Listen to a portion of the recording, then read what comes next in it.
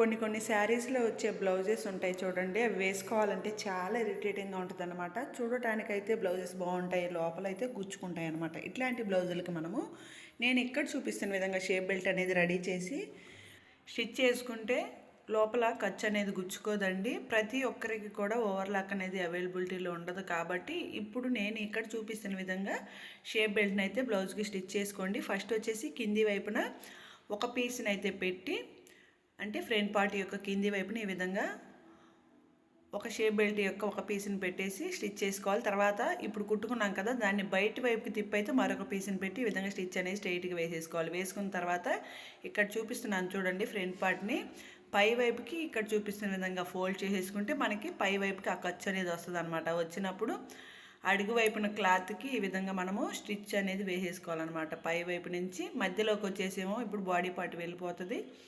ఈ విధంగా స్ట్రైట్గా స్టిచ్ అనేది వేసుకున్న తర్వాత లోపల అనేది మనకి బాడీ పార్ట్ ఉంటుందండి. ఈ బాడీ పార్ట్ని బయటికి లాగేసుకుంటే ఖర్చులు అనేది అస్సలు కనపడవండి. ఎంత గుచ్చుకునే క్లాత్ అయినా సరే ఖర్చులన్నీ లోపలికి వెళ్ళిపోతాయి. కాబట్టి మనకి కంఫర్ట్గా అయితే ఉంటుంది. ఈ విధంగా మనము పట్టు శారీస్కి అయితే ఇలాగ మనము స్టిచ్ అనేది వేసేసుకోవచ్చండి. ఈ విధంగా వేసుకునేటప్పుడు కూడా అడుగు వైపుకి వచ్చేసరికి మనము లైనింగ్ పీస్ అనేది ఉండేటట్లుగా చూసుకోవాలన్నమాట. శారీలోని పీస్ కాకుండా లైనింగ్ పీస్ని వచ్చేటట్లుగా కుట్టుకుంటే మనకి వేసుకున్న కంఫర్ట్గా ఉంటుంది.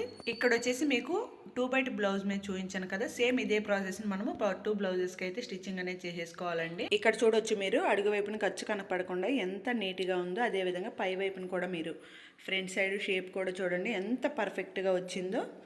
వీడియో నచ్చితే లైక్ చేయండి.